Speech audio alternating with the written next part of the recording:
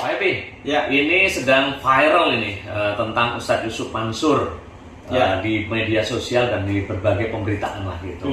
Nah, bagaimana Pak Epi melihat hal ini? Iya, saya juga banyak dapat laporan ya, termasuk dari kader-kader kita. Menurut saya apa yang berkembang di sosmed terutama itu udah tidak proporsional, ya, tidak proporsional dan berbahaya bagi dakwah secara keseluruhan.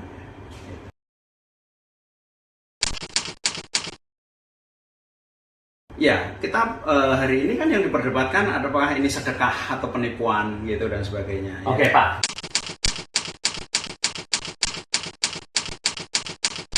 Jadi gini, sedekah itu tetap sedekah. Oke. Yang nilainya itu tinggi di mata Allah SWT. Oke. Ya, jadi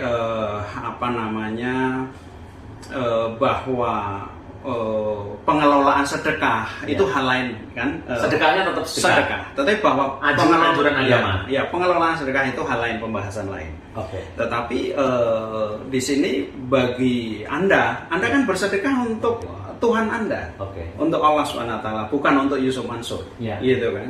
Jadi kalau Anda tidak yakin dengan sedekah Anda, saya ingin tanya, ayat mana yang Anda tidak yakin? Artinya Gitu.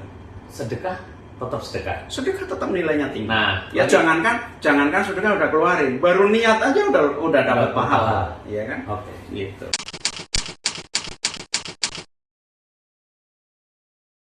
Saya kenal Ustadz Yusuf Mansur jauh sebelum beliau itu terkenal. Ya, walaupun akhir-akhir ini jarang saling kontak. Ya. Tapi yang ingin saya sampaikan bahwa saya kenal beliau, saya mengenal guru-guru beliau, termasuk kenal dekat salah satu guru beliau yang menginspirasi beliau. Ya, sangat menginspirasi. Dan saya tahu cara berpikirnya dan saya bisa memahami gaya daripada dakwah Ustadz Yusuf Mansur. Ya, contohnya seperti bagaimana beliau itu quote unquote gitu kan, meminta orang itu bersedekah yang terbaik. Saya sendiri berapa kali ketemu dalam satu objek ya, satu perusahaan yang Yusuf Mansur juga masuk di situ, saya juga masuk di situ, gitu. Dan saya tahu Yusuf Mansur keinginan menolong dari pengusaha-pengusaha ini sangat besar, gitu. Cuman ya Yusuf Mansur kan bermain sendiri, ya kan, gitu.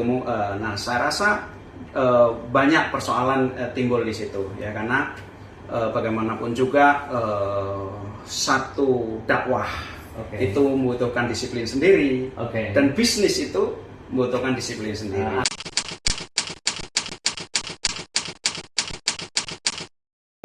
Saya lihat begitu ya, karena gini ya, Yusuf Mansur ini orang yang sangat yakin dan baik. Itu kekuatan beliau, yakin dan baik, itu kekuatan beliau. Nah, tapi kita harus ingat, ya kan, kita harus tahu di mana batas-batas kekuatan kita. Ya, karena kekuatan seorang itu seringkali menjadi kelemahan yang bersangkutan. Saya rasa Yusuf Mansur itu kena masalah di sini, ya.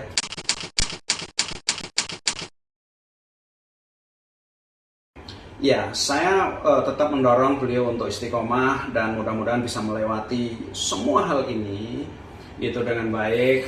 Kemudian tetap dengan konsep sedekahnya yang luar biasa. Ya, kemudian mengatur lah gitu, terutama dalam hal crowdfunding, ya.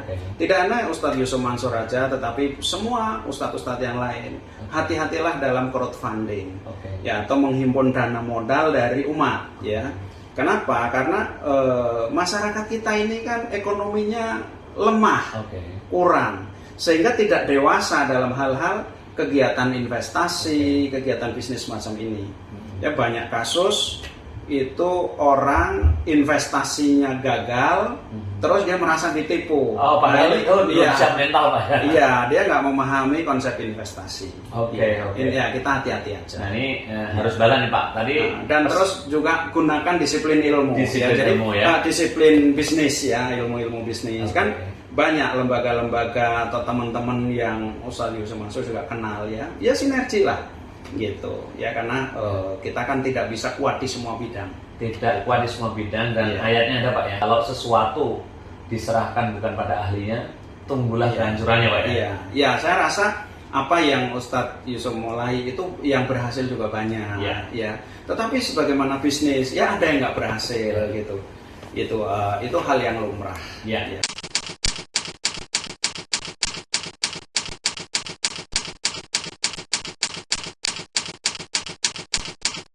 Jadi menghadapi fenomena yang menyangkut Ustadz Yusuf Mansur, saya berharap masyarakat itu bisa melihat secara proporsional.